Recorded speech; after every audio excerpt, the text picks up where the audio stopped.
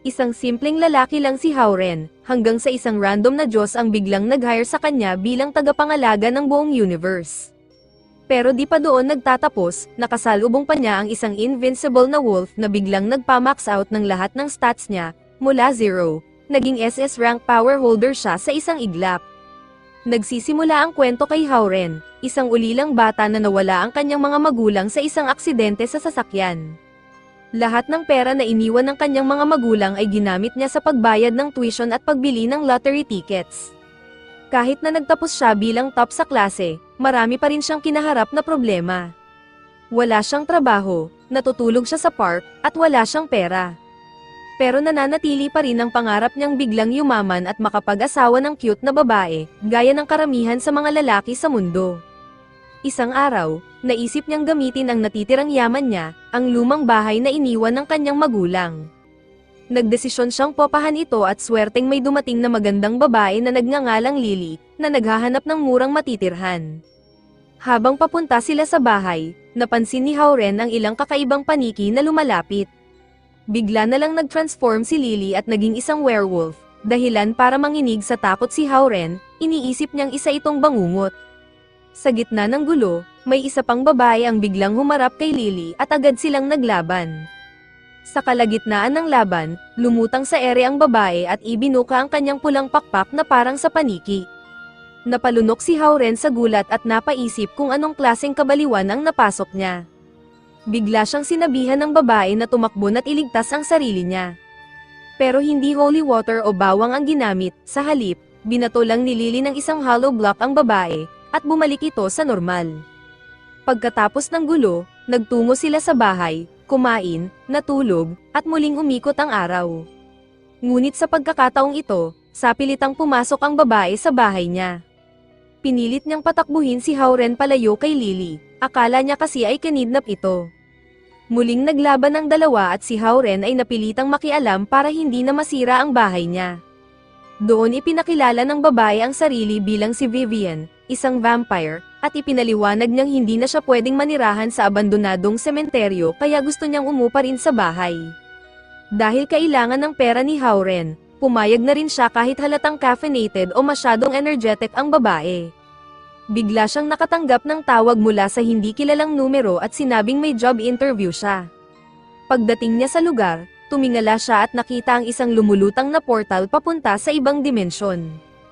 Hinigop siya nito at napunta sa kakaibang mundo, kung saan nakilala niya ang tumawag sa kanya, isang misteryosong babae na nagpakilala bilang si Raven 12,345.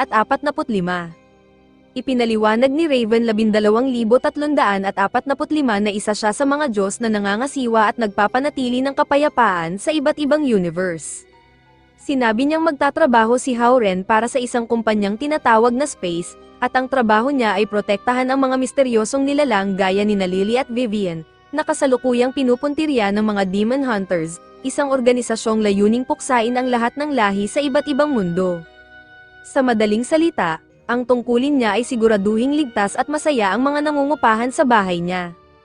Kapag tinanggihan niya ang alok, mabubura ang lahat ng alaala niya at mawawala rin ang mga tenants niya. Pero dahil may buwan ng sahod itong 20,000 piso, hindi na siya nagdalawang isip at tinanggap agad ang trabaho. Pag-uwi niya sa bahay, nakatulog siya at bigla na lang napunta sa isang panaginip kung saan inatake siya ng isang grupo ng mga lobo. Sa tulong ni Lily, nakatakas siya at nagising, akala niya ay isang ordinaryong bangungot lang iyon, pero laking gulat niya nang mapansin niyang may hawak siyang balahibo ng lobo, na tila nagpapalakas sa pisikal niyang katawan. Sinuri ito ni Vivian at sinabing wala itong bahid ng dark magic, kaya pinasinghot niya ito kay Lily para malaman kung galing ito sa kamag-anak niya. Ngunit nabuisit si Lily kasi pakiramdam niya, tinawag na naman siyang aso. Lumabas bigla ang mga pakpak ni Vivian at sa kanyang celestial form, gumawa siya ng 2 amulet para pagpilian ni Howren. Ayon sa kanya, mga silver amulet daw ito na nakuha niya pa noong sinaunang panahon sa isang baryo sa Egypt. Ipinagmalaki rin niya ang iba pang gamit na either nahanap niya o napanalunan. Tinanong ni Ren kung meron ba sa mga ito ang pwedeng pumihil sa kapangyarihan niyang blood sac, pero tinawag lang lahat ni Lily na basura. Nang matapos na si Vivian sa pangangaral kay Lily, Kinagat niya ang sarili niyang daliri at gumuhit ng linya ng dugo sa kamay ni Ren bilang bahagi ng isang ritual. Pero agad ding naglaho ang dugo, sinubukan niya ulit, pero nabigo na naman. Dahil dito, ginamit na niya ang direct method, pero imbes na si Ren ang tamaan, si Lily ang nakatulog. Napagtanto ni Vivian na walang epekto ang blood magic niya kay Ren. Habang iniisip nila kung may kinalaman ito sa bago niyang trabaho, bigla siyang nakatanggap ng tawag mula sa boss niya na nagsabing may mahalagang misyon siya kinabukasan. Kinabukasan, dumating si Ren sa isang napakagarang mansyon, isang lugar na hinding-hindi mapupuntahan ng isang tulad niyang wala namang pera. Pero agad ding nawala ang excitement niya dahil walang lumabas o sumalubong sa gate. Biglang lumitaw si Raven 12,345 na suot ang isang kakaibang outfit na parang Animal Crossing cosplay, pero may dating na nakakagulat. Hawak-hawak niya ang isang napakalaking greatsword na akala mo'y pangdigmaan, pero ang sabi niya, ginagamit lang daw ito sa pagputol ng matatabang sanga ng puno. Sinabihan niya si Hauren na maging mabait at pumasok na lang sa loob para maghintay. Pagkapasok niya, nagsimula si Raven na magkwento tungkol sa isang terminal body na trending daw ngayon sa mga babae, at sa kanya ito ibinagsak sa mesa. Pagkakadampi pa lang ng kamay ni Hauren sa device, bigla itong lumiwanag at ipinaliwanag ni Raven na pwede niya itong kontrolin gamit lang ang isip niya. Sinubukan nga niya at biglang bumukas ang emergency panel. Isang pilyang boses ng babae ang nagsabi na magagamit daw ito kapag nagkakagulo na ang sitwasyon. Pero nataranta si Ren at sinabi na isa lang siyang gentleman, banayad lang, wala masyadong man, kaya huwag siyang e-expect na makipagbakbakan o sumabak sa panganib. Kalma lang daw, sabi ni Raven, dahil technically immortal na siya ngayon. Kung mamatay man siya, papalitan lang daw ng bagong katawan at ililipat ang kaluluwa niya ng organisasyon. Matapos iyon, literal siyang tinapon palabas ng opisina, at muntik pa siyang makalimutang bigyan ng mission briefing bago siya ilubog agad sa assignment. Pero bago iyon, hinayla muna siya ni Raven papunta sa enhancement center para ayusin ang katawan niya. Doon, nilabas niya ang isang makina na mas mukha pang medieval torture device kaysa modernong machine. Tinanong ni Ren kung ligtas ba talaga iyon at todo tanggi siyang pumasok. Kaya ang ginawa ni Raven, sinigawan siya na magkalakas ng loob, tapos tinadyakan siya parang si Jackie Chan papasok sa chamber at isinara ito na parang seryosong-seryoso siya. Nataranta si Ren sa loob at pasiga na sinabing kakasuhan niya si Raven sa harassment, pero deadma lang ito at pinindot ang mga button na pinaikot ang buong chamber na parang cursed Beyblade. Sumiklab ang kidlat at bigla na lang naglaho ang buong makina sa hangin habang umaalingaw-ngaw ang sigaw ni Ren. Sa gitna ng lahat ng yun, napakamot pa si Raven at nagtanong kung mali ba ang napindot niyang setting. Pagbukas ng mata ni Ren, nasa isang madilim at malawak na kapatagan na siya sa ilalim ng dalawang glowing moon. Habang naglalakad sa malamig at maangin na disyerto, nagdududa siya kung epektibo ba ang enhancement na ginawa sa kanya. Biglang lumabas ang terminal mula sa bulsa niya at ipinaliwanag na mali pala ang napindot ni Raven, yung version na para sa mga special needs kids ang napili. Nakiusap si Ren na painitin man lang siya, pero sagot ni Terminal, hindi raw siya tagapagsilbi ni Ren, kaya ayusin niya ang sarili niya. Bilang pinakabagong teknolohiya sa lugar, ang pinakakayang gawin ng Terminal ay magbigay ng hot information. Habang papasok sila sa kuweba, ipinaalam nito kay Hauren na nasa isang parallel world siya at walang oras para ipaliwanag pa ang lahat, kaya kailangan niyang tandaan ang tatlong bagay. Una, kapag namatay siya rito, totoo na ang pagkamatay niya. Pangalawa, huwag na huwag niyang questionin ang mga kakaibang bagay na makikita niya. At pangatlo, hindi siya isang ligaw na aso, kaya mas gusto ng Terminal na manatili itong nakatago sa kanyang bulsa. Sinabihan ni Ren ang palutang-lutang na fake Roomba mulato na manahimik muna dahil parang may nararamdaman siyang kakaiba sa paligid. Ilang sandali lang, may lumabas na dalawang lobo at dahan-daang lumapit sa kanya. Pero binalaan siya ng Terminal na huwag tumakbo dahil hindi niya matatakasan ang mga ito gamit ang noodle legs niya. Bigla na lang lumundag ang mga lobo, pero maswerte siyang nakatama ng suntok sa isa, habang ang iba naman ay tumalsik ng tamaan ng barrier na bomb alot sa buong katawan niya. Palakpak ang Terminal at ipinahayag na nadiskubre niya ang Rigid Shield, isang kakayahang automatikong lumalabas kapag siya ay nasasaktan. Pero natapos agad ang winning streak niya nang magsimulang hamaul ang mga lobo para tawagin ang buong tropa. Tumakbo si Ren ng ubos lakas hanggang sa matagpuan niya ang sarili sa ilalim ng isang higanteng itim na lobo na muntik nang baliin ang leeg niya kung hindi lang dahil sa shield na muli siyang nailigtas. Yumuko ang Alpha Wolf at nagtanong, anong klaseng tao ang nabubuhay pa pagkatapos ng ganoong tama? Lalo na't nabali pa ang pangil nito, sabi pa niya, iba ang build mo kaysa sa ibang aso, na para bang si Lily kapag nagyayabang. Nagkunwari si Ren na isa lang siyang simpleng manlalakbay, pero agad siyang tinawag ng Alpha na sinungaling, dahil wala namang human settlement malapit sa teritoryo nito. Pero kahit ganun, medyo natuwa si Ren na may ibang tao rin pala sa mundong iyon. Pero agad ding nawala ang pag-asa niyang iyon nang ipatawag ng Alpha ang buong pack, pati ang mga baby wolves, para pagsaluhan siya. Reklamo pa ng mga kuting na lobo, masyado raw siyang butot balat. Naiirita na ang Alpha, pero sumingit si Ren at sinabing pwede silang kumalma dahil kilala raw niya ang isang magaling na dentista, basta dalhin lang siya sa pinakamalapit na village. Habang naglalakad sila, nagtanong-tanong si Ren tungkol sa mundo ng mga lobo at napagtanto niya agad na kahit saang dimension, ganid pa rin ang mga tao. Pagdating nila sa village, tinupad ni Ren ang pangako niya at pumasok sa isang abandonadong kubo. Sa loob ng abandonadong kubo, sinubukang gamitin ni Hauren ang terminal bilang flashlight, pero nainis ito ng husto at biglang hinayla-hila siya hanggang sa matamba siya sa sahig. Habang nakahandusay, nadama ng kamay niya ang isang kakaibang bagay, kaya nakiusap siya sa masungit na tipak ng metal na tigilan na ang pagiging salty at buksan muli ang ilaw. Doon nagsimulang umuga ang lupa, isang mahiwagang aura ang bumalot sa paligid at biglang may sinag ng liwanag na tumama sa langit, binubura ang kahit anong tamaan nito na parang hindi na ito kailanman umiral. Samantala, sa kabilang banda, inaasikaso ni Lily ang isang madungis na tuta at tinapalan ito ng sugat. Pero nang bigla siyang makabughan ng malakas na sneeze, tumakbo ang aso na parang radioactive siya. Hinabol niya ito at sa kanyang pagtakbo ay nabangga siya sa isang matangkad at maskuladong lalaki. Pero kahit anong lakas ng impact, hindi man lang natinag ang lalaki, nagpatuloy lang ito sa paglalakad na parang walang nangyari, naiwan si Lily na tulalang hindi makapaniwala. Pagbalik niya habang buhat pa rin ang tuta, nadatnan niya si Vivian na nasa isang kainahinalang posisyon, tila masyadong malapit sa vacuum cleaner. Nagkunwari si Vivian na parang walang nangyayari at agad binago ang usapan, sinabing may nahanap daw siyang perfect na lugar para kay Lily, isang doghouse na katabi ng isang matandang palaboy.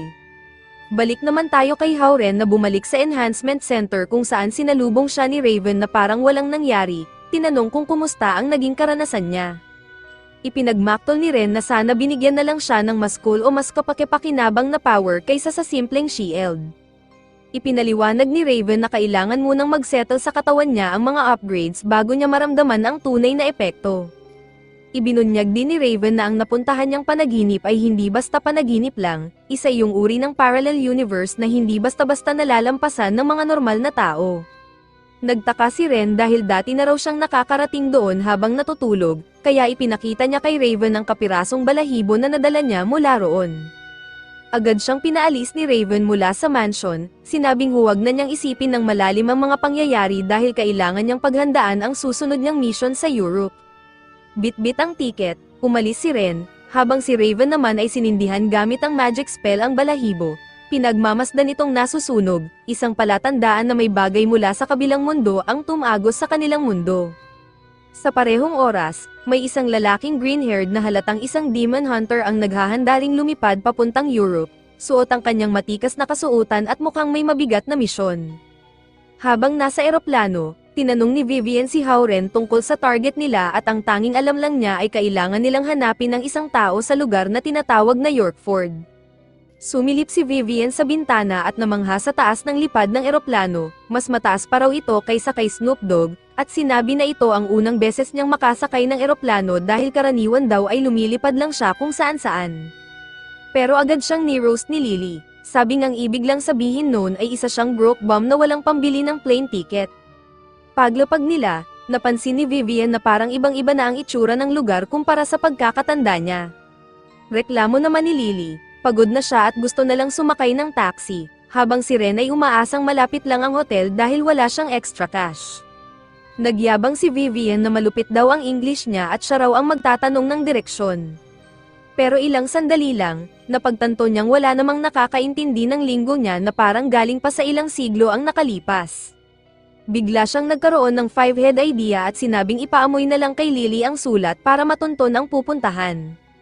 Pagkabanggit pa lang ni Vivian na may top-tier food daw sa hotel, nawala bigla ang pagod ni Lily, parang uminom ng 5 Red Bull, at tumakbo agad papunta sa direksyon ng pagkain. Pagdating sa hotel, parang mga taong kuweba ang mga babae sa sobrang tuwa, para bang unang beses makakita ng Bamilya. Hindi makapaniwala si Ren habang pinapanood si Lily na parang batang gutom na gutom sa Africa, sinusubong lahat ng pagkain. Si Vivian naman, todo drama queen, halos ipasok na ang mukha niya sa mga unan habang umuungol pa sa sarap, dahilan para mapush si Ren sa full mental breakdown. Makalipas ang ilang sandali, humingi ng sorry ang dalawang makukulit at binuksan ni Ren ang map para maghanap ng clues. Sakto naman, tumawag si Raven at tinanong kung bakit hindi pa rin siya gumagalaw at parang natunaw na sa sofa. Sabi ni Ren, ang problema ay nasa Chinese ang mapa at wala siyang oras para mag-translate. Sumang-ayon ang sassy na babae mula sa terminal, kaya na-update ito ng real-time translation feature.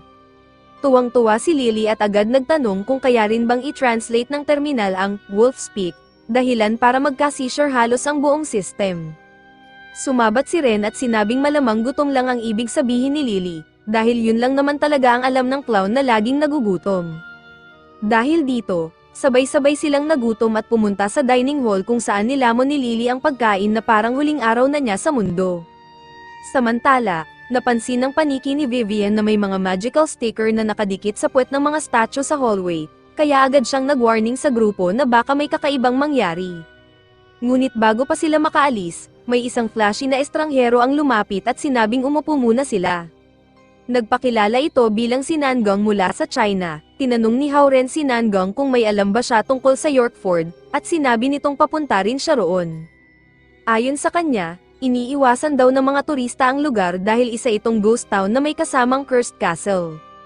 Kinagabihan, napagtanto ni Ren na wala pa rin silang alam tungkol sa target nila, hanggang sa biglang lumitaw si Vivian na seryoso ang mukha at sinabing nararamdaman niyang may demon hunter sa paligid. Ayon sa likod niya, oo, likod mismo niya, pan ng magic spells ang hotel. Sinabi niyang malamang ang lalaking taga-China ang may kagagawan, kaya napaisip si Ren kung Trump supporter ba siya. Pero bago pa siya makapag-react, biglang sumulpot si Nangong at casual lang na bumati ng hi, bago inaming isa nga siyang demon hunter. Muling ipinakilala ni Nangong ang sarili bilang isang demon hunter entrepreneur, pero agad siyang tinawag ni Vivian na fake. Kahit seryosong-seryoso ang mukha ng lalaki, lalo lang tumawa si Vivian, at binati pa siya ng sweet dreams, habang sinusubukan niyang mag-teleport sa harap nila para patunayan ang sarili. Pero nadapa lang siya at muntik nang magka-record sa pinaka-nakakahiya at mabilis na kamatayan sa mundo. Pagkatapos noon, sinabi niyang mahirap na raw sumikat ang mga baguhan ngayon, kaya ginagamit niya ang bawat pagkakataon para i-promote ang sarili, at sinabayan pa ito ng incantation para pakitang gilas kay Vivian. Mabilis din niyang napansin na hindi ordinaryong tao sina Ren at ang mga kasama niya. Habang nagpapanggap pa si Ren na inosente, sinabi ni Nangong na walang mobile human na hindi alam ang tungkol sa mga demon hunter. Dahil doon, inamin na rin ni Vivian na alam talaga nila ang daan, kaya nagboluntaryo si Nangong na samahan si Vampire Babe papuntang Yorkford. Nagtaka si Ren kung bakit bigla na lang nagtitiwala si Vivian kay Nangong, pero sagot niya, strategy lang daw yun, keep your enemies close, lalo na't posible raw na konektado ang target nila sa kaso ni Nangong. Sa biyahe nila sa tren papuntang Yorkford, naiinis si Vivian sa katabing hayop na laging nag-iingay, kaya nauwi sa away ang parang batang babae sina Vivian at Lily. Habang nag-aasara ng dalawang grown ladies, at hindi na makatiis ang mga monster girls sa paligid, napalingon si Ren kay Nangong at tinanong ito tungkol sa ghost-related na impormasyon. Pero kahit si Nangong ay walang gaanong alam, doon naman biglang nag-play ang onboard TV ng isang interview. Ang speaker ay isang pandak na parang Frankenstein na halos 3 talampakan lang ang taas. Habang nagsasalita, parang Meniakis ang tono ng matabang mama habang binubulong niya ang nakita niyang blue fire na umiikot sa paligid ng kastilyo. Todo emote ang matabang lalaking galing sa TV habang ikinukwento ang nakita niya, parang minamaksimisa ang traumatic fear para mas kapanipaniwala. Sinabi ng reporter na ang gobyerno ay nag-aalok na ng cash reward sa sinumang makakalutas ng misteryo, dahilan para kuminang ang mga mata ni Vivian. Sakto naman, dumating ang tatlong kaina-hinalang tao, si Big Chungus, isang matandang Indian lukang na lolo, at isang blonde chick na halatang may bad vibes. Nagalit agad ang dambuhalang lalaki nang masipan ng daliri niya ang briefcase ni Nangong. Agad itong inusog ni Lily na parang wala lang, at nagyabang si Nangong na may makapangyarihang armas daw ang laman nito. Pero binigyan siya ni Vivian ng matinding vibe check sabay sabi ng, ang totoong Demon Hunter, hindi umaasa sa armas, ibig sabihin, inutil siya sa trabaho niya. Pagdating nila sa Yorkford, sinalubong sila ng parehong matabang mama sa TV na nagsabing wala na raw bakanteng kwarto. Pero agad din siyang ngumiti ng malaswa at nag-alok na, gagawa, raw siya ng bakante para sa mga hot babes, sabay ngisi na parang dapat ipablotter. Makalipas ang maikling paghihintay, binigyan na rin sila ng susi ng mukhang wanted poster na innkeeper. Buhat-buhat ni Vivian si Lily paakyat sa hagdan, kahit nakatayo ay nakatulog pa rin si Lily, kaya syempre naging eksena ang pag-akyat nila. Kinuha ni Nangong ang isa pang susi para sa kwarto nila ni Ren habang tinanong ng innkeeper kung pupunta ba sila sa kastilyo para sa ghost events. Umiwas pa sana si Ren sa tanong, pero sumabat si Nangong na parang total clown, proud na ipinahayag na isa siyang professional demon hunter from China at naroon siya para burahin ang lahat ng masasamang espiritu sa kastilyo. Mahinang sinabi ng matanda na narinig na raw niya ang tungkol sa mga Chinese necromancer, pero agad itong deny ni Nangong na mga second rate lang daw ang mga iyon. Nagsorry ang matanda at nagpakilala bilang si Angus, at sinabing siya ang may-ari ng hotel. Samantala, hirap pa rin si Vivian sa pag-akay kay Lily na parang kalahating patay, hindi talaga nagpapadali ang batang ito. Humingi ng mas pribadong lugar si Nangong para makausap si Angus at nag-request din ng mapa, pero sabi ni Angus, wala raw ganun. Sa halip, nagsimulang magkwento ang matanda tungkol sa Yorkford Castle, na dating tawag sa Ghost Castle ngayon. Sinabi niyang ayon sa lumang alamat, matapos ang isang rebelyon, may mga sundalo raw na natrap sa mga tunnel ng kastilyo at naging multo. Hanggang ngayon, naghahanap pa rin daw sila ng mga treasure seekers para paghigantihan. Ikinwento pa ni Angus na ang unang lord ng kastilyo ay isang kilalang treasure hunter na nag-ipon ng napakaraming kayamanan kaya't nagtayo siya ng napakaraming tunnel at mga patibong nakahawig daw ng mga nasa Egyptian pyramids. Mayroon siyang 3 anak na lalaki, pero matapos siyang mamatay, ang panganay ang nagmana ng trono at ng buong yaman, na naging sanhi ng pagsiklab ng rebelyon mula sa 2 niyang kapatid. Nauwi ang buong lungsod sa matinding digmaan at ang kastilyo ay gumuho sa gitna ng kaguluhan, lahat ng magkakapatid ay namatay sa loob nito. Matapos marinig ang nakakatakot na kasaysayan, agad lumapit si Howren kay Vivian at ikinwento ito na parang mister na nagsusumbong sa asawa. Ibinunyag naman ni Vivian na ipinadala niya ang kanyang mga bat minions para mag-scout sa kastilyo, at nakapulot daw ang mga ito ng kakaibang ghostly scent, na tumutugma sa kwento ng matandang si Angus. Pero matapos niyang pagdugtong-dugtungin ang mga detalye, napansin niya na ang mga multo ay nasa ilalim ng lupa, habang ang mga ghost events ay nangyayari sa itaas. Kaya malaki ang posibilidad na hindi ito magkaugnay. Sa halip, hinala niya na may kinalaman ang lahat ng ito sa bagong tenant na dapat nilang hanapin. Bumalik si Ren sa kwarto nila ni Nangong at nadatnan niyang nakayakap ito sa isang larawan. Napag-alaman niyang may kapatid pala si Nangong na babae na labis niyang iniingatan, pero matagal na silang hindi nagkikita mula nang maging isang demon hunter siya. Iniwan niya ang kapatid para maprotektahan ito mula sa panganib ng trabaho niya. Kinabahan si Ren sa ideyang matutulog siya sa tabi ng isang lalaking ganon kadramatiko, pero si Nangong ay kalmado lang at parang tulog na sa kanyang butas-butas na sleeping bag. Lalong gamulo ang gabi nang biglang mawalan ng ilaw, pero kalmado pa rin si Nangong at sinabing normal lang daw yan sa hotel, isang power cut lang. Inalok pa niya si Ren na magsiksikan sila sa sleeping bag niya, pero agad siyang tinanggihan nito. Samantala, sinamahan ni Angus ang 3 turista papunta sa kastilyo at humingi ng 50 euros kada tao. Nagreklamo ang mga ito dahil napagkasundoan daw ay 35 euros lang, at matapos ang maikling tawaran, nagkasundo na lang sila sa 45 euros. Habang paalis ang van, palihim namang sumilip si Nangong mula sa bintana, nakangiti habang tinitiktikan ang mga turista gamit ang isang binocular telescope. Balik sa kwarto, nakatulog na si Ren nang biglang bumukas ang bintana at lumundag papasok si Vivian, dahilan para muntik siyang atakihin sa gulat. Sinabi ni Vivian na wala na si Nangang, umalis na ito kasama ang parehong 3 taong nakita nila sa tren.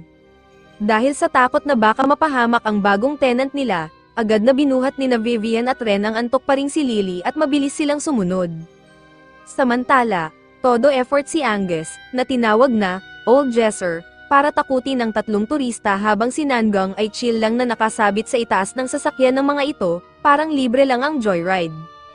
Bigla na lang may lumabas na ahas mula sa isa sa mga bag ng trio, dahilan para mapatalon sa gulat si Nangang dahil may matinding takot siya sa mga insekto at katulad nitong gumagapang. Dahil sa ingay, ninervyos ang 3, pero hinala ni Angus ay baka multo raw ang umuungol. Balik naman sa ating bida, lumilipad si Vivian habang buhat-buhat si Ren sa ere, sinusundan si Lily na ginagamit ang pang-amoy niya para hanapin si Nangang. Habang nasa ere, sinabi ni Vivian na may shortcut daw na nakita ang mga summons niya, kaya posibleng makahabol sila agad. Doon napansin ni Ren na nagkaroon siya ng enhanced vision, at gamit ito, nakita niyang nakatulog na naman si Lily habang tumatakbo at bumagsak ng una ang ulo sa lupa. Bumaba sila agad para tignan ang kalagayan niya, pero sa kabutihang palad, dahil sa pagbagsak ni Lily, nadiskubre nila ang isang shortcut papunta sa kastilyo.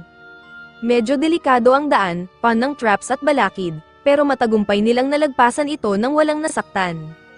Pagkalabas nila, nagpaalala si Vivian na mag-ingat pa rin sila dahil hindi pa nila alam kung anong naghihintay sa unahan. Sa kabutihang palad, nakahabol sila sa trio at napansin din nila ang ilang exorcist sa paligid. Nang tanungin ni Lily kung malapit na ba sila sa bagong tenant, sinubukan ni Ren tanungin ang terminal, pero sinabi lang nitong hanapin nila sa sarili nila.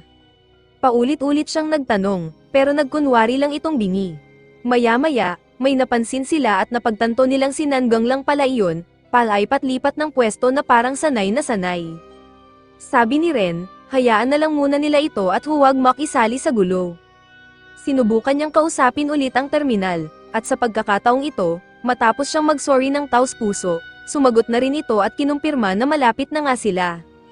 Pagdating ng trio kasama ang mga exorcists, nagpanggap sina Vivian at Lily na parang mga multo at matagumpay nilang tinakat ang grupo, kahit si terminal ay tumulong na rin sa wakas. Pagkalinis ng paligid, iniutos ni Vivian kay Lily na iusog ang batong nakaharang sa pasukan, at pagkapasok nila, ang tumambad lang sa kanila ay isang sobrang magulong lugar. Sa tulong ni Vivian, napansin nila ang ilang sinaunang teksto sa pader, kaya agad pinagamit ni Ren ang terminal para i-translate ito. Lumabas ang transcription at isang palaisipan ang nabasa nila. Gamit si Lily bilang panagot sa riddle, natunto ni Vivian ang isang nakatagong hagdanan na posibleng tumutukoy sa lugar ng kanilang hinahanap na lieutenant. Habang bumababa sila sa madilim na dungeon, natapos ang hagdan at bumukas ito sa isang napakalawak na underground tunnel system, na sobrang laki, halos kumpirmadong may matinding digmaan talaga na nangyari rito noon.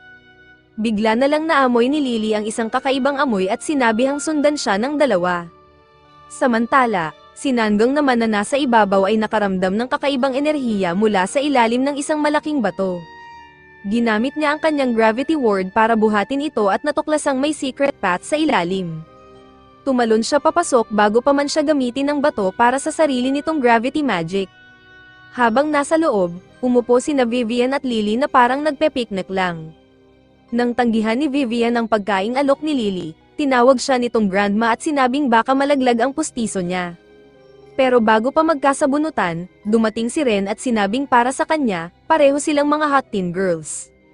Bigla naman silang napatigil nang may narinig silang kaina-hinalang tunog mula sa loob ng tunnel. Dahan-dahan silang lumapit, hula ni Vivian ay malapit na sila sa church, at pagliko nila, nakita nila ang isang matandang lalaki na mukhang araw-araw umiinom ng tubig panligo ng Pocky. Bago pa makasigaw si Lily at mabuko ang presensya nila, tinakpan agad ni Vivian ang bibig niya at ginamit ang kapangyarihan para gawing misty figures ang katawan nila, na nagmukha silang multo. Habang sinusubukan pa nilang mag-isip ng plano, palihim na lumapit si Lily sa matanda na parang gagawa ng stealth takedown, at bigla niya itong kiniliti ng todo, habang si Ren ay tinulungan siyang ibuli ang lalaki hanggang sa umamin ito. Sa huli, Umiyak ang matanda at sinabi niyang gusto lang niyang magkaroon ng pera para ma-impress ang asawang iniwan siya at isinama ang mga anak nila. Ante-unting naglalaho ang miss ni Vivian kaya biglang umakto si Ren na parang maltong galit at sinigawan ng matanda na maglaho na siya bago siya tuluyang uminit ang ulo. Pagkaalis ng matanda, itinuro ni Lily ang ilang drawing sa pader na agad nakilala ni Vivian bilang ancient runes. Ayon sa kanya, babala ito na may espiritu ng isang evil deity na nakaselyo sa lugar na iyon, at kapag gin-icing ito, magyay gising din ang libu-libong ghosts na nakatalaga para bantayan ito. Idinikit ni Vivian ang kamay niya sa pader at agad itong nagliwanag ng misteryoso. Biglang bumagsak ang mga pana mula sa itaas, habang sinasanggalang ni Ren ang dalawang babae, sinira naman ni Lily ang pinto sa gilid para makatakas sila. Habang gumagapang si Nangang sa isang tila walang katapusang tunnel, bigla na lang lumitaw ang isang cute na daga sa mismong harapan niya, dahilan para mabigla siya ng gusto at halos sumabog sa takot na parang isang creeper mula Minecraft. Samantala, habang lumalalim ang kanilang paglalakbay, napansin ni Ren ang paligid na mukhang abandonado at agad niyang napagtanto na nasa gitna na pala sila ng isang textbook boulder trap. Kaya agad silang dumaikit sa pader at maingat na sumiksik palusot. Pero bigla na lang tumahol ang lobotomized dog girl na si Lily na parang nasa fetch quest at nahulog sa isang trapdoor. Buti na lang at agad dumating si Vivian para sagipin siya bago siya tuluyang modorage na parang ketchup pack. Sa kabilang banda, narating na rin ni Nangang ang rune wall, ngumiti pa siya ng todo yabang, iniisip na kayang-kaya niyang basahin ang Chinese symbols, kaya agad niya itong hinawakan, pero ang resulta, naging parang Swiss cheese siya matapos tamaan ng sangkaterbang pana. Pagkalapag ng mga babae, dumating din si Ren na bumagsak na parang may colossal dump truck, pinatungan pa sila. Pero nalimutan agad nila ang sakit nang makita nila ang napakataas na banta ng kayamanan. Buti na lang at napigilan sila ni Ren bago sila tumalon sa isang pit of spikes, isang malinaw na first trap para sa mga sakim. Habang lumalalim pa ang kanilang pag-usisa, napindot ni Ren ang isang bitag na naging dahilan para magsimulang magsara ang mga pader. Nang sinubukan ni Lily na gamitin ang kanyang kapangyarihan, bigla siyang nanlambot. Ganon din si Vivian, pareho nilang napagtanto na sealed ang kanilang powers. Umiiyak si Lily dahil hindi man lang daw siya nakatikim ng pancake bago siya maging isa. Sinabihan ni Vivian si Ren na tumakbo na, pero si Ultra Instinct Shaggy na si Ren ay nanatiling kalmado at biglang nag-pop off gamit lang ang 1% ng kanyang enerhiya, kaya tulala ang dalawang babae. Samantala, dumating na rin si Nangang sa lugar kung saan naroon ang bumagsak na malaking bato, at nagpakita siya ng 5-head move sa pamamagitan ng pagyakap sa pader. Pero gaya ng isang Mr. Smooth Brain, naglakad siya pataas ng slope sa akal ang may treasure doon, at nahulog na naman sa isang trapdoor na nagdala sa kanya sa isang malawak na lawa. Sa kabilang banda, napagdesisyonan ni Ren at ng mga babae na mag-break muna, pero muntik nang mapaihi si Ren sa takot nang biglang lumitaw ang isang ghost knight, at sumunod pa ang buong squad nito para habulin sila. Tinadyakan ni Lily ang unang kalaban at ninakaw ang kanyang golden sword, habang si Vivian naman ay isinara ang daan sa likod nila gamit ang kanyang kapangyarihan. Pagkapasok nila sa susunod na silid, napansin ni Lily ang isang bagay na nakaukit sa blade, at biglang natigilan si Vivian matapos mabasa ito. Ayon sa nakasulat, ang nakakulong dito ay hindi basta multo, kundi isang magic stone na may kakayahang magpatawag ng mga demonyo mula sa purgatory. Nagtanong si Lily kung bakit hindi na lang nilabas agin ang bato, pero paliwanag ni Vivian, hindi ganon ka-simple dahil nakasil ang bato. Kapag nasira ang selyo, isang napakadelikadong banta ang maaaring lumabas na kayang itapon ang buong mundo sa kaguluhan. Tinanong ni Ren kung ang tinutukoy bang magic stone ay yung nagliliwanag na kristal na lumulutang sa itaas nila. Samantala, si Nangang ay parang ready nang mag-rage quit sa buhay, hanggang sa bigla niyang maramdaman ang isang malakas na bugso ng magic, na tila nagpapaalala sa kanya na may saysay pa pala ang buhay niya. Si Ren naman ay nagsimulang mawalan ng pag-asa at nakiusap sa terminal na tawagan ang boss niya para sa backup, pero ang salty bot ay mas piniling panoorin muna siyang magdusa. Habang gulo ang lahat, si Nangang ay napadpad sa isang dead end at gaya ng sinumang henyo, naisipan niyang pasabugin ito. Sa kasamaang palad, tinamaan ang isa sa mga suporta ng kristal, dahilan para ma-activate ang isang trap na sobrang tanga, nakakainsulto. Resulta, pakawalan ng sangkaterbang ghost knights papasok sa silid. Nang napalibutan ng mga guards ang trio, bigla na lang bumagsak ang mga pana mula sa itaas bilang entrance ng tinatawag na professional demon hunter para sa kanyang dramatic rescue. Napansin ni Nangang ang tatlo at nagtaka kung paano sila nakarating doon, pero hindi na muna siya nagtatanong at lumundag sa ere na parang may pakpak, pero bumagsak lang siya diretso sa kalituhan at nawalan pa ng ngipin. Nang makabawi, nagpakitang gilas siya gamit ang isang teknik na nagyayelo sa mga kalabang multo, tapos inubos ang mga ito gamit ang kanyang crossbow. Bilib na bilib si Ren, pero si Vivian ay nag-comment na rusty na raw ang galaw niya. Bago pa sila makapahinga, muli na namang napalibutan ang grupo. Inutusan sila ni Vivian na ipagtanggol ang pwesto habang iniipon niya ang kanyang blood-sucked aura para sa isang malakas na atake. Sumugod si Lily sa mga multo, habang si Ren ay ginamit ang kanyang shield para makapigil ng oras. Samantala, si Nangang, na out of ammo na, ay naging literal na pain para sa mga multo. Habang papalapit na ang mga ito para kumuyog sa walang kalaban-laban na lalaki, biglang inihagis ni Lily ang isang napakalaking bato na hindi lang tinamba ang mga multo kundi pati na rin ang tinatawag na professional demon hunter. Habang naglilinis na ng kalaban sa paligid, natapos na ni Vivian ang pag-charge ng kanyang enerhiya. Lumutang siya sa ere, nakabuka ang kanyang mga pakpak, at sa huling bugso ng lakas ay pinakawalan niya ang kanyang blood-sexing move. Akala ng lahat ay panalo na sila, pero biglang lumihis ang malakas na enerhiya at hinigop ito ng glowing ruby crystal na nakasabit sa ere. Biglang lumiwanag ang kristal at nag-activate, bumukas ang isang landas sa langit.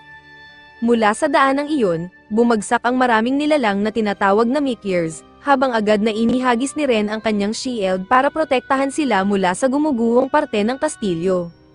Mula sa langit, unti-unting bumaba ang isang halimaw na mukhang final boss ng isang superhero show, isang demon at monster na may hitsura ng boss fight finale. Habang sinusubukan ni Ren na gisingin si Nangang, biglang sumugod pababa ang halimaw na parang gawa sa magma at sinunggaban siya gamit ang isang malaking kuko, na hindi sinasadyang may sama rin si Nangang. Nataranta si Ren sa taas, pero tahimik lang na lumipad ang demonyo patungo sa malayong lugar at doon sila ibinagsak. Agad na tumakbo sina Vivian at Lily papunta sa kanila, tinanong kung humihinga pa ba ang kanilang landlord. Akala nila ay magiging seryoso na ang lahat, pero biglang idineklara ni Vivian na ang kanyang blood-suck powers ay kapantay ng kapangyarihan ng demonyo. Nagsimula siyang mag-ipon ng aura at nagpatawag ng isang bloody moon sa kalangitan. Pero imbes na lumakas si Lily bilang isang werewolf tenant, napayan lang siya at tuluyang nakatulog sa gitna ng tensyon. Habang naghahanda si Vivian na magpakawala ng isang malakas na atake, pinagmamalaki pa niyang minsan na raw niyang pinalipad si Poseidon, biglang naistorbo ang eksena ng paulit-ulit siyang tawagin ng demonyo sa isang tono na hindi mo malaman kung seryoso ba siya o tinatamad lang.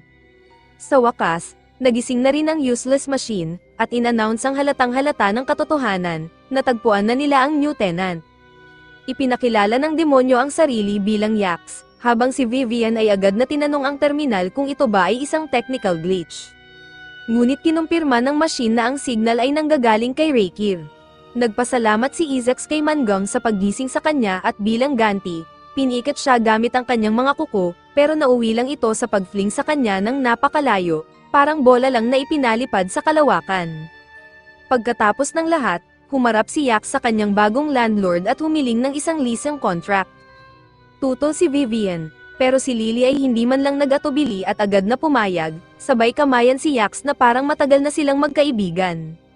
Binigyan pa niya ito ng palayaw, big guy, na tila ikinatuwa naman ng demonyo.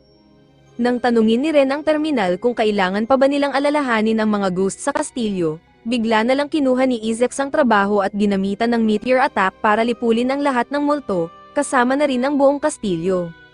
Sa lahat ng pwedeng komento ng terminal, ang nasabi lang nito ay kung gaano polite daw ang bagong lieutenant. Sinubukan pang tutulan ni Vivian ang pagtanggap sa demonyo, pero napangiti rin siya ng purihin ng battle axe ni Yax ang kanyang magic powers na malakas daw. Bigla namang narinig ni Ren na may paparating na mga reporters, kaya nataranta siyang baka mag-viral online si Yax. Nagboluntaryo pa si Izax na pasabugin ang mga ito gamit ulit ng meteor, pero bago pa mangyari yun, daldaling tinanong ni Ren kung pwede na lang ba siyang mag-transform bilang tao. Sa kabutihang palad, nag-transform naman si Big Guy, pero ang itsura niya ay parang chain-snatching thug mula sa crime show. Kinabukasan, pumunta si Ren para makipagkita sa kanyang boss na si Raven, at agad siyang nagreklamo na muntik na raw siyang mamatay sa lugar na pinapanta sa kanya. Walang kakurap-kurap si Raven, at sa halip ay tinanong lang kung kamusta ang bagong tenant niya. Ipinaliwanag ni Ren na ang tao raw ay sinusolusyonan ang lahat ng problema gamit ang meteor at kumakain ng soy sauce na parang may endorsement deal siya rito. Nalaman din nila na bumagsak pala si Yak sa Earth sakay ng spaceship halos isang buwan na ang nakalipas, at ang magic stone na nakita nila ay isang random na portal lang pala. Ipinaliwanag ni Raven na ang spaceship ng demonyo ay naipit sa ibang dimensyon, na siyang tunay na dahilan kung bakit ipinadala niya si Ren sa misyon.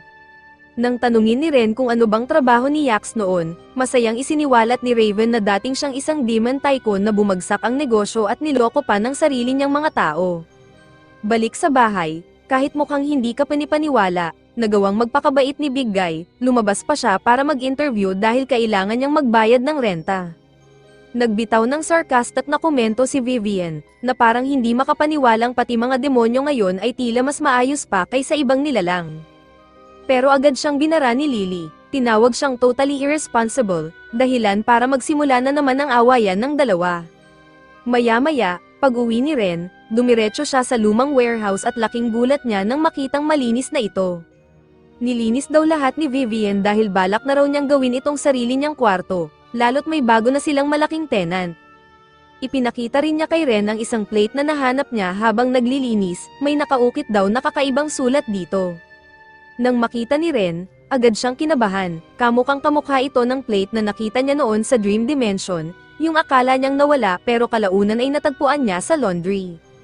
Habang pinagmamasdan niya ito, napaisip siya kung ayos lang ba ang kalagayan ni Wolf King. Tinanong siya ni Vivian kung anong iniisip niya, at sagot ni Ren, nagtataka siya kung paano siya muling makakabalik sa kakaibang panaginip na yon. Lumapit si Vivian at mas sinuri ang plate, at sinabi niyang baka hindi raw ito basta-bastang coincidence, posibleng nabisita na niya ang dream world na iyon noong bata pa siya.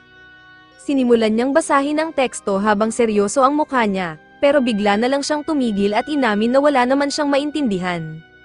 Bigla namang tumunog ang cellphone ni Ren, tawag ito para sabihing nahuli ng pulis si Isaac, at nagkomento si Vivian na expected na yun dahil mukha pa lang daw nito ay parang walking crime poster na.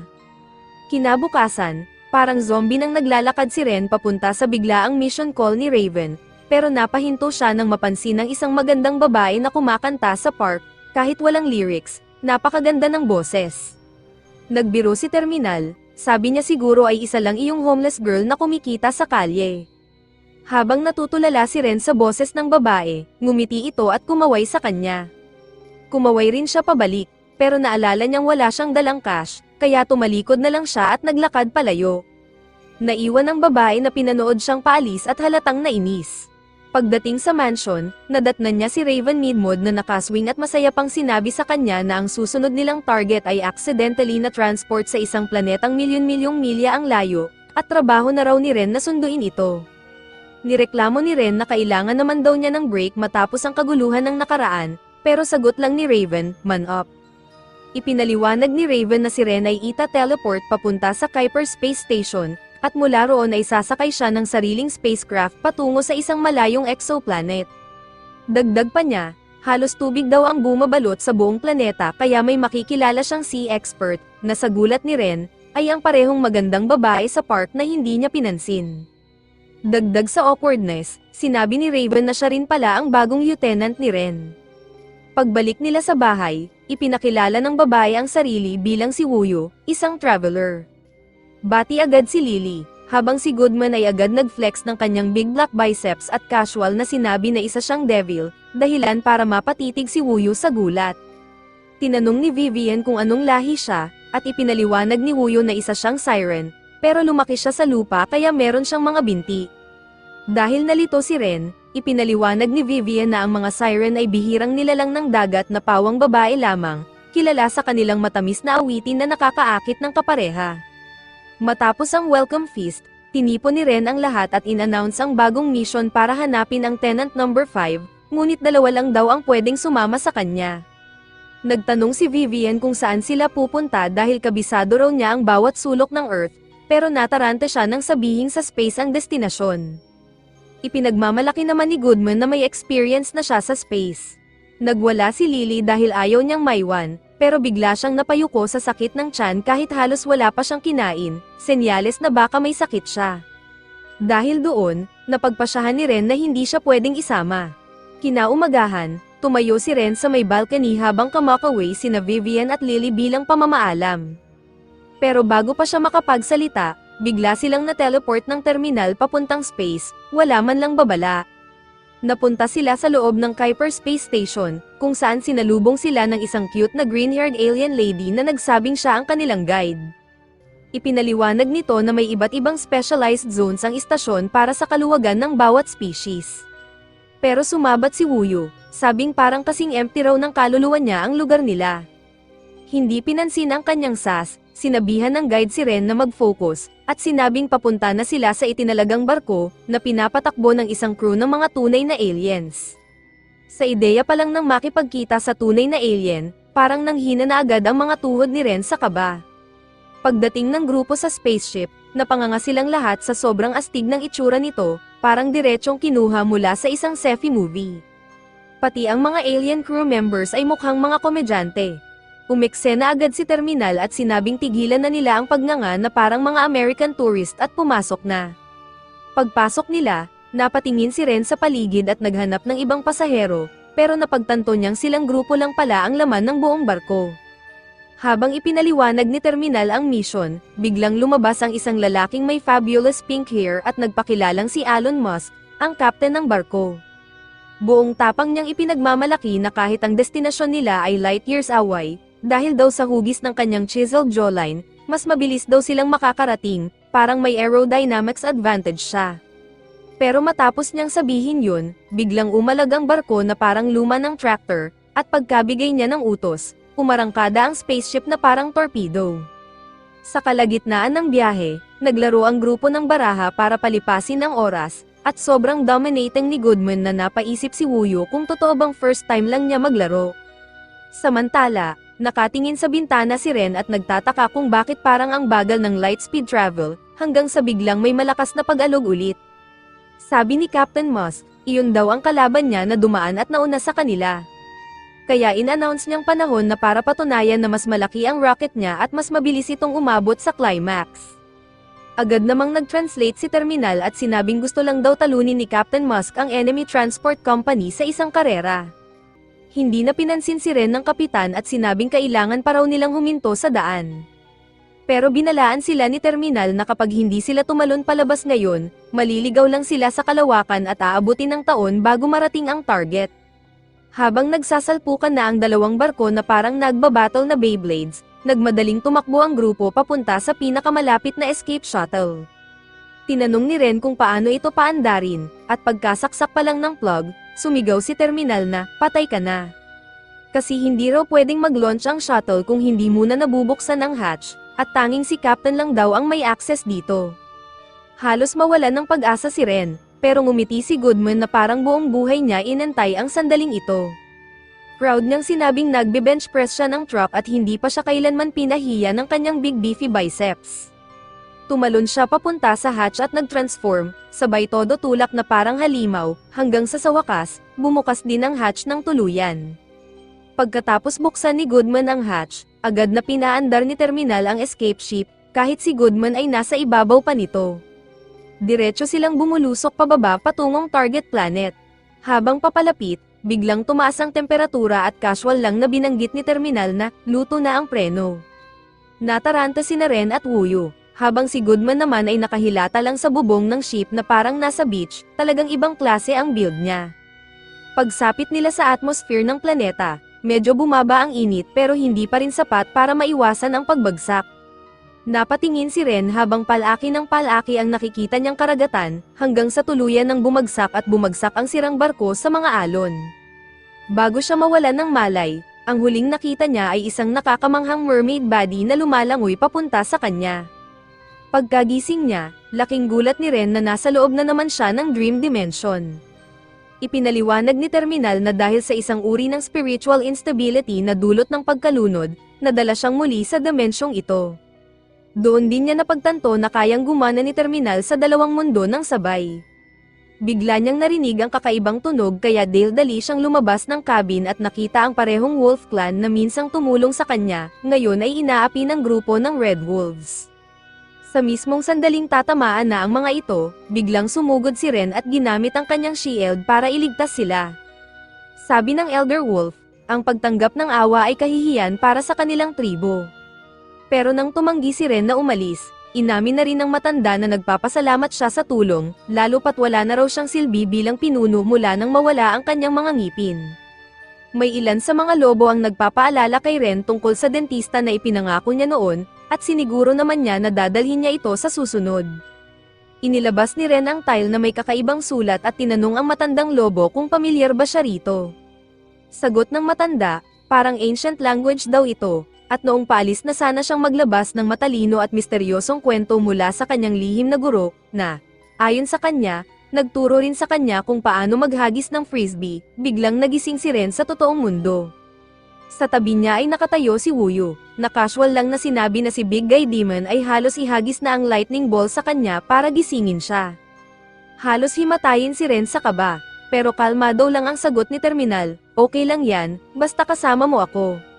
Tinawag ni Terminal si Ren na isang hopeless slacker, bago tuluyang ibinahagi ang resulta ng planet scan, may dalawang pangunahing lokasyon daw kung saan posibleng naroon ang mga nawasak na bahagi ng spacecraft at pati na rin ang kanilang susunod na tenant.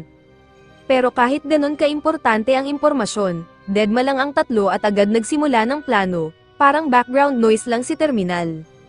Samantala, sa bahay ni Ren sa Earth, gaya ng dati, nag-aaway na naman ang dalawang tenant na naiwan, si Lily at Vivian, habang sa isang bubong malapit, tahimik na pinagmamasdan sila ng dalawang mukhang gangster, nagbubulungan tungkol sa isang bagay na tila malapit nang magsimula. Balik sa kabilang planeta na 200 billion light years away, narating ni Ren, Wuyu, at Goodman ang unang crash site. Habang pinagmamasdan ang kalakhan ng pagkawasak, napansin ni Ren na kung sa Earth ito bumagsak, siguradong front page ito sa balita ng kalahating taon. Dahil sa lawak ng pinsala, nagsimulang kabahan si Wuyu na baka patay na ang tenant nila. Pero kalmado lang si Mr. Demon at sinabing mas mabuting tingnan muna ng maayos bago mag-conclude. Maingat nilang ininspeksyon ang lugar at nang tuluyan nilang binuksan at sinuri ang mga labi ng barko, nagbigay ng conclusion, ang axe ni Goodman, walang laman, ni bangkay wala. Kaya iisang pag-asa na lang ang natitira, ang pangalawang crash site, na ayon sa terminal, ay ang kinalalagyan ng cargo cabin. Ayon sa scan, posibleng naroon ang misteryosong tenant nila. Tinanong ni Ren kung bakit naman may tao sa cargo bay, at ipinaliwanag ng terminal na mas mataas daw ang chance ng survival doon, lalo na kung hindi ordinaryong tao ang laman. Pagdating nila sa pangalawang site, nakita nilang nasa ilalim ito ng dagat. Walang pag-aalinlangan si Wuyu at agad tumalon sa dagat para lumangoy pababa, naiwan si Ren na nagpapanik sa gilid. Kalma lang na binanggit ni Terminal na ang wreckage ay nasa 5,000 meters deep. Habang nagsisimula ng magreklamo si Ren, biglang inihagis ni Wuyu ang kanyang mga damit sa kanya at nag-transform bilang isang mermaid, na labis niyang ikinagulat. Nang sabay na nabanggit ni Ren na isa pala siyang sirena, agad siyang tinama ni Wuyu at sinabing ito ay isa lang sa marami niyang anyo.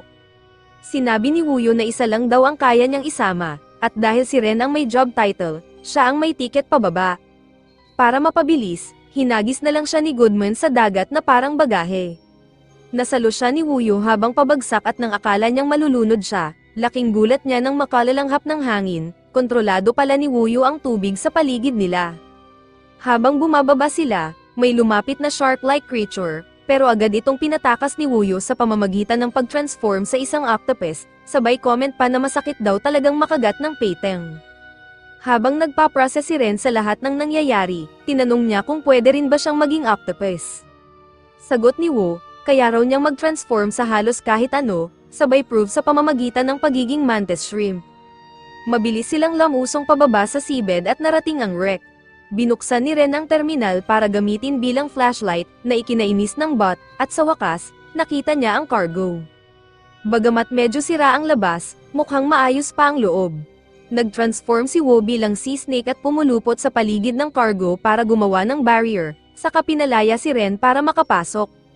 Habang nagtatalo pa si Ren at terminal kung tatawagan ba ang boss nila, natagpuan ni Wo ang isang capsule na may lamang egg at iba't ibang gamit pang baby. Agad nag-connect si Ren kay Raven para magreklamo, sinabing baka lumutang na lang kung saan-saan sa space ang tenant nila. Pero bigla siyang natigilan, yung inakala niyang bola ay yun pala ang new unhatched tenant. Sa hindi inaasahang pagkilos, nabitawan ni Wo ang egg, dahilan para tumigil ang tibok ng puso ng lahat sa kaba, pero sa kabutihang palad, nakaligtas ang egg, parang matibay na phone na kahit ilang beses nang nalaglag, buhay pa rin. Nang tanungin ni Ren kung paano sila makakabalik, sa wakas ay sinabi ni Raven na siya na mismo ang susundo sa kanila, at pinahintay sila sa wasteland. Habang bored na ang tatlo sa paghihintay, bigla na lang dumating si Raven, sumulpot na parang multo at nag-crashland ang kanyang spaceship, diretso sa ulo ni Ren. Buti na lang at nakailag si Wo, pero si Ren ay halos ma-flat. Galit na galit siyang nagsisigaw, sinabing muntik na talaga siyang mamatay, pero chill lang si Raven at iniba ang usapan, sabay sabing, "Congrats, sa'yo na ang spaceship." Ayaw maniwala ni Ren na ang isang taong kapos sa pera tulad niya ay pwedeng magmay-ari ng isang sobrang astig na spaceship. Pero kahit hindi siya makapaniwala, agad siyang na-in-love dito. Nang tanungin niya kung anong pangalan ng ship, proud na sagot ni Raven, "The most powerful hybrid turtle," na hindi naman masyadong impressive sa iba, maliban kay Ren na parang handa ng pakasalan to. Ipinaliwanag ni Raven na ang egg na nahanap nila ay mula sa isang mermaid ng ibang universe na naubos na, at yun na lang ang natitirang bakas ng lahi nito. Sabi niya, matibay naman daw ang egg at ligtas yan basta't huwag lang pakuluan ni Ren sa almusal. Dagdag pa niya, si Wuyo ang perfect na mag-alaga nito, dahil isa siyang siren na galing din sa itlog. Sakay ang lahat sa ship pauwi ng Earth, pero dahil si Ren na ngayon ang bagong kapitan, walang kasiguraduhan kung aabot pa sila ng buhay. Pagbalik sa bahay, agad silang nag-teleport, pero nadatnan nilang magulo ang lugar at si Vivian ay hinihila si Lily na nakatali pa. Galit na galit ang hitsura ni Lily at bigla siyang tumalon kay Ren na parang mabangis na hayop. Nang makita ang egg, muntik na niya itong gawing omelet pero hinarang siya ni Goodman. Pinaliwanag ni Vivian na pagkatapos daw ng hapunan ay nakatulog si Lily at pagkagising ay bigla na lang nag-wild. Sinabi ni Ren sa terminal na i-teleport sila sa ship para kausapin si Raven, pero tumanggi ito dahil ayaw niyang ma-damage ang property niya kay Miss Wildmutt. Kaya si Goodman ang umeksena, ginamit niya ang demon magic at gumawa ng isang malaking magic circle gamit ang barbecue sauce, kahit kinakagat siya ni Lily sa ulo. Nabigla si Vivian sa galing niya, nang matapos ang ritual, nag-teleport sila sa mansion ni Raven, na kasalukuyang humihigop ng cup noodles na parang reyna. Pero natigil ang fan niya nang maramdaman niyang may problema. Tinawag niya si Ren at sinimulang pag-alitan agad habang si Lily naman ay parang gutom na rakon na kumakagat sa kanya. Hinablat siya ni Raven sa batok at pinatingin sa mga mata niya sabay tanong kung anong nakikita niya.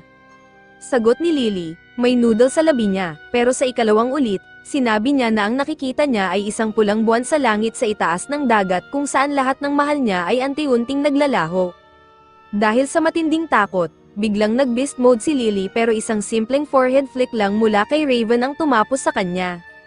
Habang patuloy na sumisip-sip ng noodles, sinabi ni Raven na baka nagsisimula na ang tinatawag na reversion, kung saan ang wolf form ni Lily ay bahagi ng natural na evolution.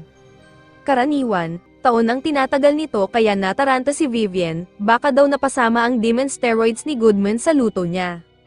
Ipinaliwanag ni Raven na malakas ang epekto ng moonlight sa mga wolf, kaya naalala ni Ren ang Blood Red Moon sa Yorkford. Kaya utos ni Raven, itapon si Lily sa enhancement room at huwag sayangin ang oras niya. Pagkalipas ng ilang oras, nagising si Lily sa loob ng coffin at humingi ng tawad sa lahat, pero mayat maya nag-aaway na naman sila ni Vivian habang ang iba'y natutuwa na ayos lang siya. Sinabihan ni Ren ang lahat na umuwi muna habang siya ay mag-uulat kay Raven. Sa opisina, tinanong siya nito kung ayos ba ang bagong buhay niya, at sagot ni Ren, oo naman. Pero ayon kay Raven, hindi pa tapos ang reversion ni Lily, pansamantala lang itong pinigil. Nag-alala si Ren pero sabi ni Raven, mas mabuting hayaan na lang si Lily mag-evolve sa susunod na full moon, na mangyayari na kinabukasan. Abala raw siya kaya si Ren na bahala sa tenant niya, hindi raw siya babysitter. Kinabukasan, abala si Ren sa pamimili ng mga kailangan para sa kampang at hindi niya namalayang may Yakuza lukang guy na nakaabang sa kanya. Pag-uwi niya, Nadatnan niyang parang Scooby-Doo witch si Vivian habang nagluluto ng lutong mukhang lason, na ayon sa kanya ay family secret recipe na may 11th herbs and spices.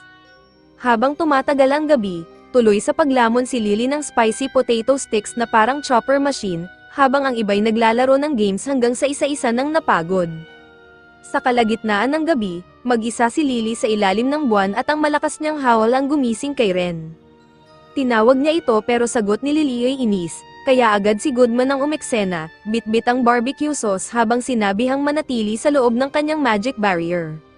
Lumakas ang hangin at parang may bagyong dumaan, pero nang tumigil ang lahat, laking gulat nila nang sa halip na mabangis na lobo, isang sobrang cute at dambuhalang Siberian Husky ang bumungad sa kanila. Habang nakatitig si Ren sa napaka-cute na mga mata ng malaking tuta, lumapit siya ng walang pag-aalinlangan, at agad siyang dinilaan nito na parang meat-flavored popsicle.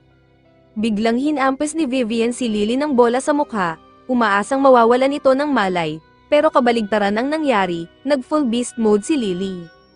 Agad namang inutusan ni Ren si Vivian na ilipad siya kasama si Goodman at si Wu na sumusunod. Sinabi niya kay Goodman na pigilan si Lily at hayaan siyang magluto ng plano, pero kinain lang siya nito tulad ng football na tumama kay Wu, na pakiramdam ay lumabas ang kaluluwa sa katawan dahil sa bigat. Ginamitan ni Vivian ng magic si Lily para matrap ito, binigyan si Ren ng pagkakataong makalapit. Sinubukan ni Ren ang typical na power of friendship speech, pero mas lalong nainis si Lily. Bigla siyang napahinto nang marinig ang malumanay na awit ni Wu, na proud na nakatulong.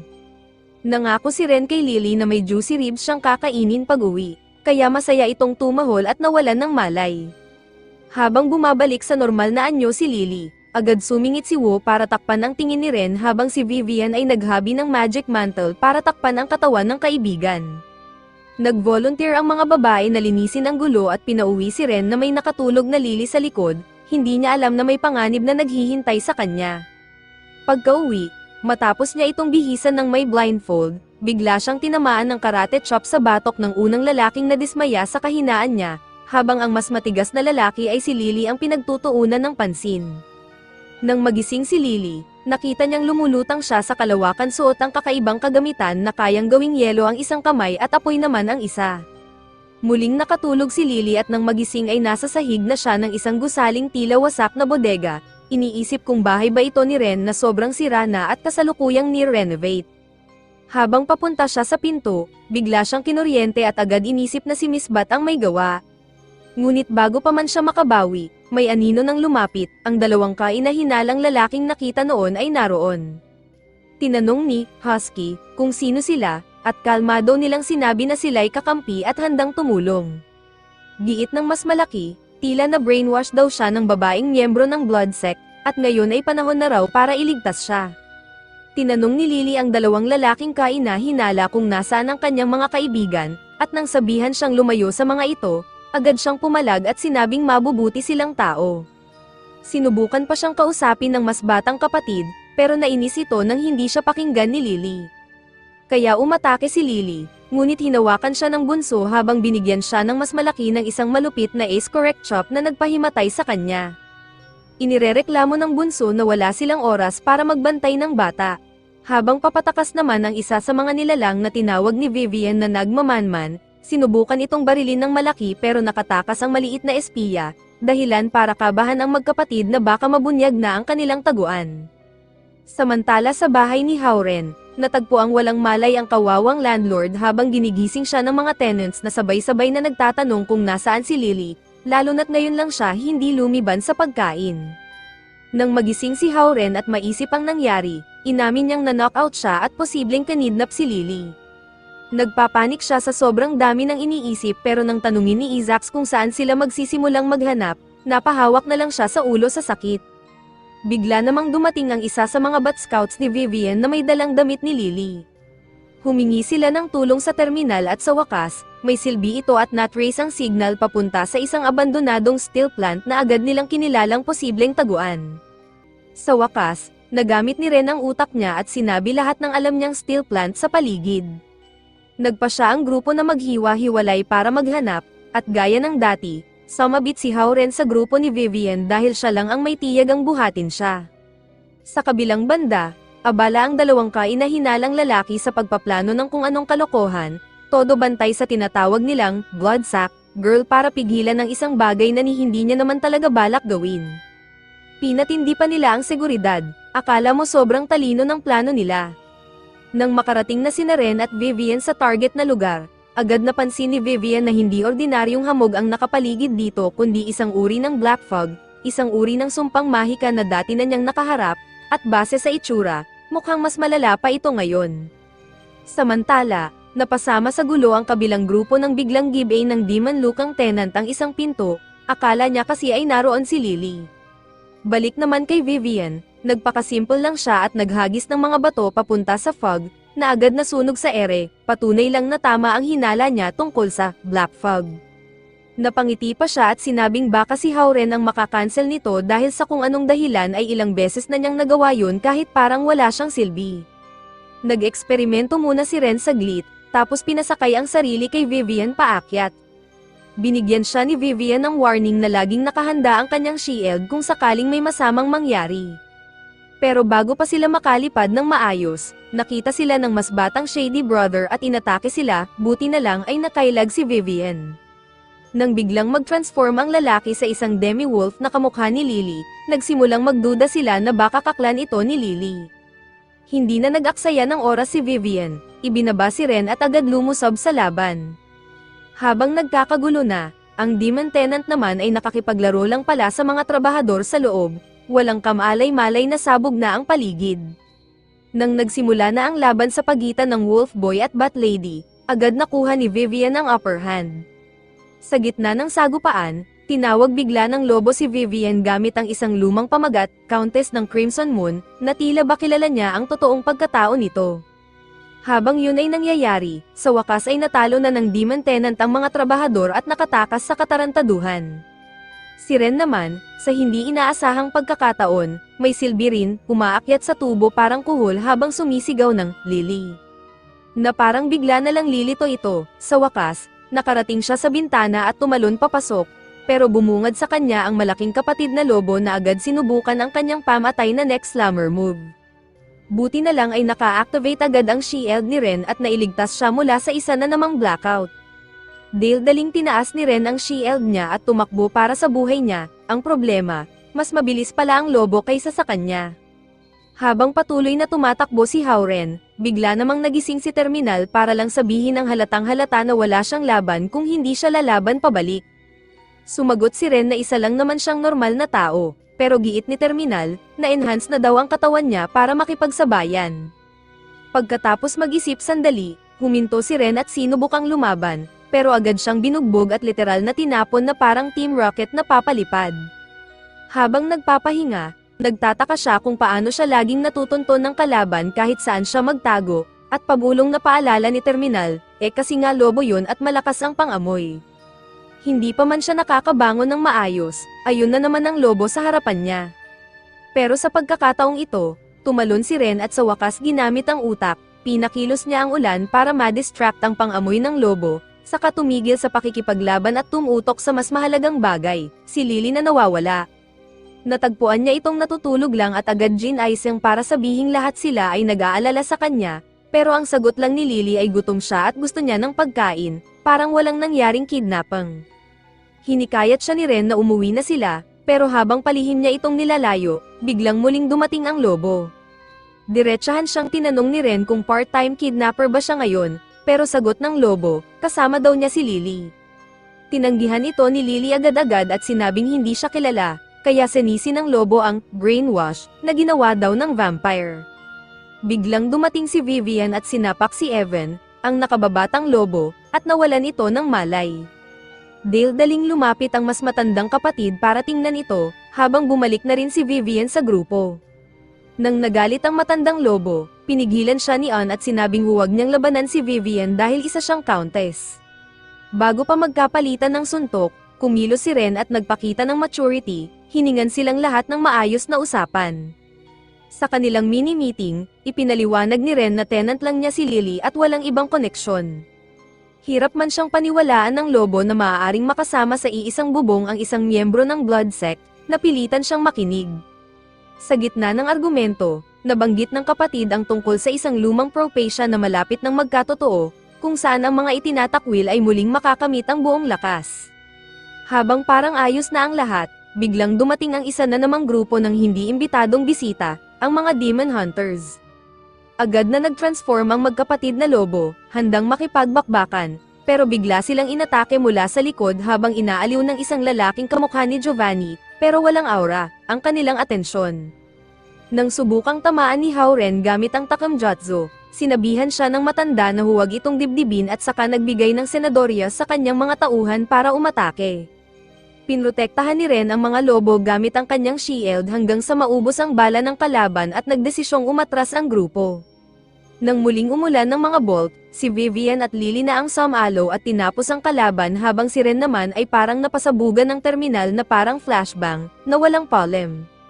Nang nagkakagulo na ang mga kalaban, si Vivian ay parang naglalaro lang sa isang kalbong kalaban habang si Lily naman ay walang habas na binyuli ang isang hunter na parang toxic na league player. Bandang 3:00 ng madaling araw, inakala ni Ren na ligtas na siya pero biglang may dumating na panibagong grupo ng matatanda, na agad sinalubong ng Wolf Brothers.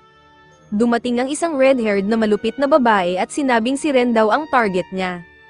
Bigla siyang umatake na walang alinlangan, at nagulat nang malamang kahit mukhang sakitin si Ren, ay malakas pala ito. Pero dahil sa kanyang explosive rounds at bilis, na-counter niya ang mga atake ni Ren gaya ni Revi sa Black Lagoon, tumatalon habang nagpapaputok sa ere.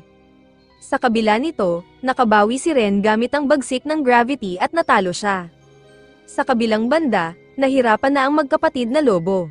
Tinamaan si Evan sa vital parts kaya nagwala ang kuya niya at muntik ng lapain ang bumaril, pero nasaksak siya ni Giovanni sa balikat gamit ang kutsilyong nagyayelo ng kalahati ng katawan niya. Sinabi ng lalaki na sayang ang buhay ng bata at handa siyang palayain ito kung isusuko ng kuya ang kanilang layunin. Sa oras na pumayag siya, biglang bumagsak si Ren na parang final boss, kasunod si Lily na biglang nagising ang bagong kapangyarihan nang makita si Evan na duguan. Pinagsama niya ang apoy at yelo at lumikha ng napakalalaking hurricane, mas malaki pa sa tumatama sa Amerika, at niligtas silang lahat. Makalipas ang laban, nagtipon silang muli sa gubat. Inamin ng kuya na ang matapang niyang galaw ang nagdala sa mga hunter sa kanilang kinaroroonan. Dumating din sina Lily at Goodman, tiningnan ni Wo ang mga sugat ni Evan at sinabing madali lang niya itong pagagalingin. At dahil wala nang mas magandang opsyon, napilitan ng kuya na pumayag. Habang ginagamot ni Wo si Evan, nagpakilala ang lahat at sinabi ni Ren na ang mga dumukot kay Lily ay galing mismo sa sariling tribo nito. Piniga siya ni V kung bakit, at ipinaliwanag ng lalaki na sinusunod lang nila ang Siren Prophecy, na nagsasabing ang mga outcast ay muling babangon at sasakupin ang sangkatauhan para mabawi ang dating kaluwalhatian nila, kaya gusto nilang ibalik si Lily. Tinawag ni Lily ang Loika niya na parang walang utak, pero sagot ni Big Brother, akala niya na brainwash siya ng Vampire Queen. Natapos ni Wo ang paggagamot kay An at masaya siyang nakatulong, pero biglang may isa na namang hunter na muntik mang-ambush sa kanila, pero halos maduraj ang bungo niya sa higpit ng pagkakahawak ni Goodman gamit ang malalapad niyang daliri.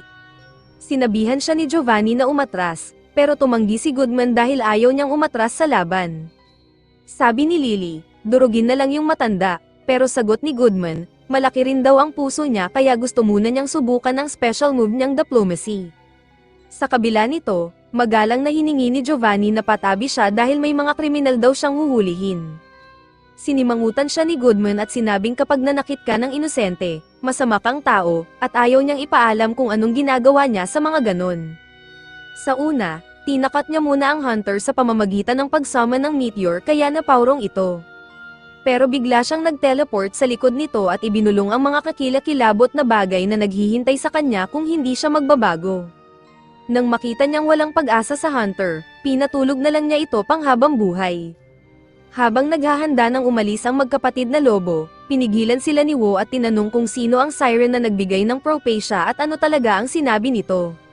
Matapos iyon, inimbitahan ulit nila si Lily na bumalik sa kanila, pero sagot niya, masaya na siya kung nasaan siya ngayon.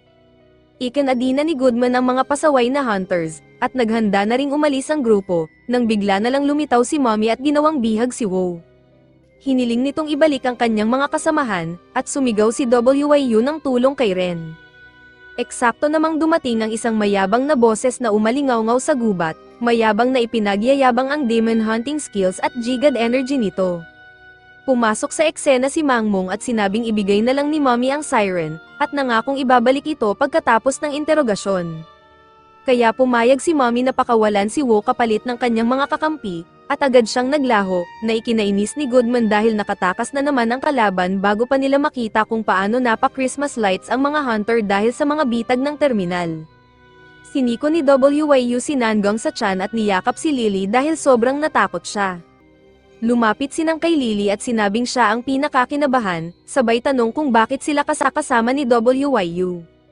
Nilapitan siya ni WYU na may ngiting nakakaasar at bigla na lang siyang pinatalsik palayo parang Team Rocket, diretsong bumangga sa puno, habang pasiga na sinabihan siyang huwag nang makialam sa buhay niya.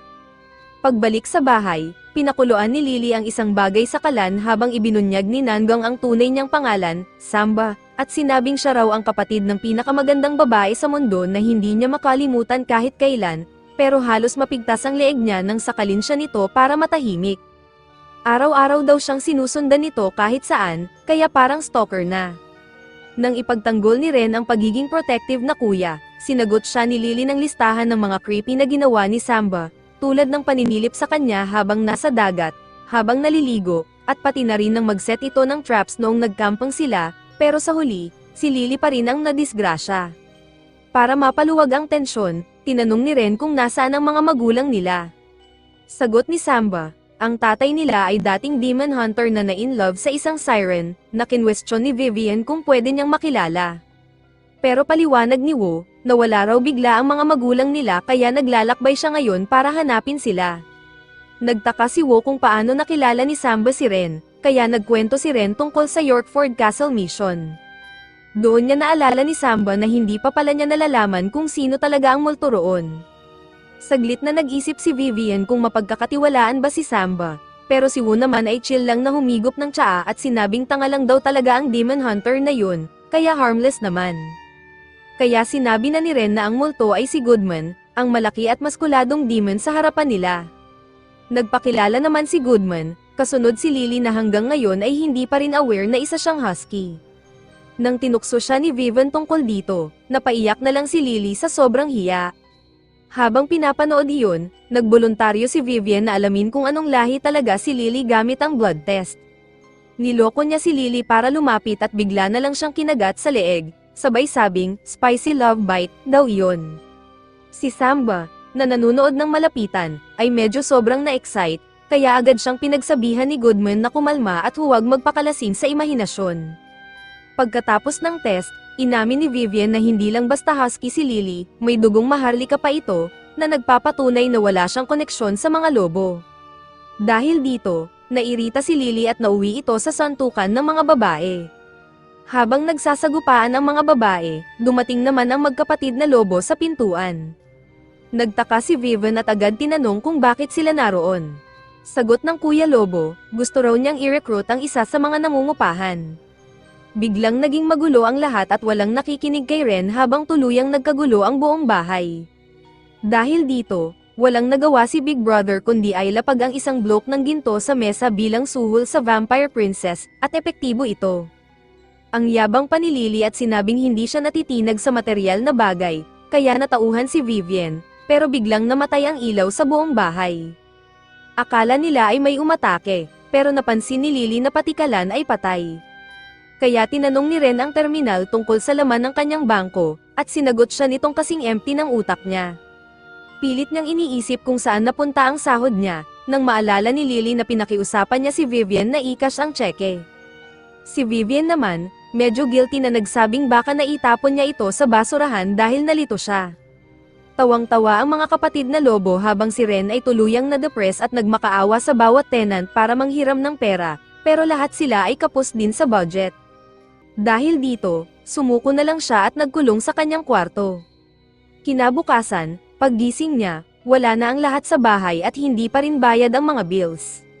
Kaya kinuha niya si terminal at pina-teleport siya papunta kay Raven. Samantala, may isang customer na pumasok sa isang dog cafe at sinalubong ng isang cute na maid na si Lily pala, ngumiti pa ito ng ubod ng tamis. Habang si Woo naman ay kumakanta sa park para kumita, pero halatang nag-aalala siya sa kanyang nawawalang kapatid. Lumalabas na nasa gitna pala ng Snowy Mountain si Nangang, Samba, naghahiking papunta sa lugar kung saan niya inilibing ang kanyang ma na 10 taon na ang nakakalipas, pero tulad ni Humpty Dumpty, nadulas siya at bumagsak. Samantala, si Ren ay humingi ng pera kay Raven, na halatang nainis sa request niya. Pero pumayag din si Raven na tulungan siya ngayong pagkakataon lang, lalo na't nakikita naman niyang may silbi na si Ren nitong mga huling araw. Pagkatapos nito, iniulat ni Ren na ang mga plato na nakuha niya mula sa Dream World ay may nakaukit na prophecy. Sabi ni Raven, obvious na dapat iyon dahil punong-puno ng mga outcasts ang Dream World at doon talaga sila nagmula. Naggulat pa siya kung gaano kapuro lang pagkaintindi ni Ren sa mga nangyayari. Kinagabihan, bumalik si Ren sa bahay at nabigla ng pagdating niya ay may handang hapunan ang kanyang mga tenants, na buong araw nagtrabaho para lang mabayaran ang mga bayarin. Nagpasalamat siya, at binigyan pa siya ni Lily ng isang cake na siya mismo ang nag-bake sa cafe. Dahil sa magandang samahan nila, napagdesisyonan ng Wolf Brothers na huwag na siyang pilitin pauwiin si Lily. Habang kumakain, ikinwento ni Ren ang tungkol sa kanyang bagong mission sa Dream World para mas maintindihan pa ang prophecy, na nagbigay ng pag-asa kay Woo na baka matagpuan niya ang kanyang nawawalang ina. Humingi ng permiso si Lily na sumama, at halos mabaliw siya sa tuwa nang pumayag si Ren.